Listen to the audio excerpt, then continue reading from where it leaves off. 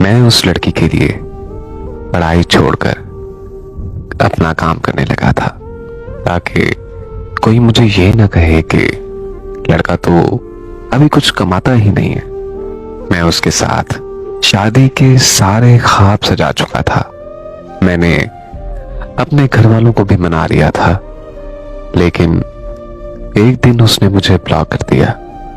اس نے مجھے بلاک کیوں کیا مجھے یہ بھی نہیں پتا تھا۔ میں نے اس کی بہت زیادہ منتیں کی، اس کے بہت ترلے کیے، لیکن اس نے میری ایک بات نہیں مانی۔ لیکن حقیقت تو یہ ہے کہ وہ مجھ سے بات کرنا ہی نہیں چاہتی تھی۔ 2 مہینوں کے بعد اس نے مجھ سے ایک بار پھر سے رابطہ کیا اور اس نے مجھ سے معافی مانگ لی۔ تو میں بھی سب کچھ بھول بھال کر اس کے ساتھ دوبارہ سے شادی کے خواب سجانے لگا۔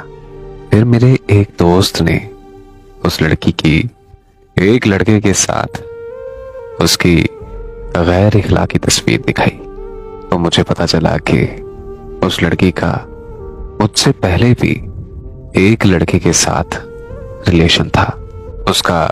اس کے ساتھ ریلیشن میں جسمانی تعلق بھی رہ چکا ہے، اور یہ تصویر اس لڑکے نے ہی بنائی تھی۔ یہ سب کچھ سن کر اور دیکھ کر میں اتنا زیادہ ڈپریشن میں چلا گیا تھا کہ میں پورے 1 ہفتے تک ہسپتال میں ایڈمٹ رہا۔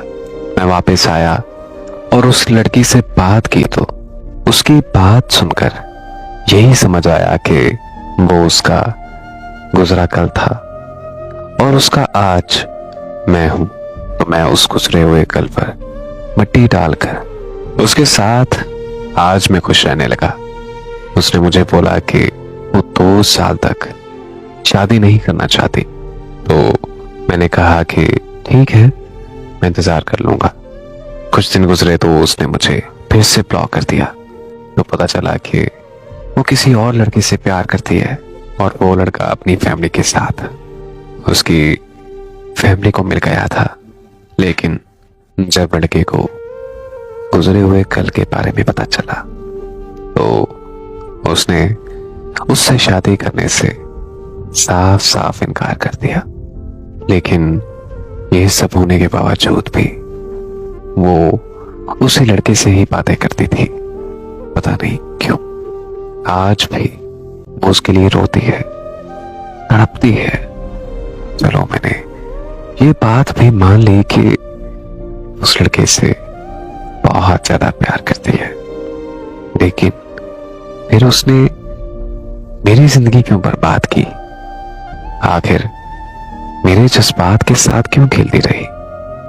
آخر کیوں؟ یہ سوال میں اس سے بار بار کرتا ہوں، لیکن اس نے میرے اس سوال کا جواب آج تک نہیں دیا۔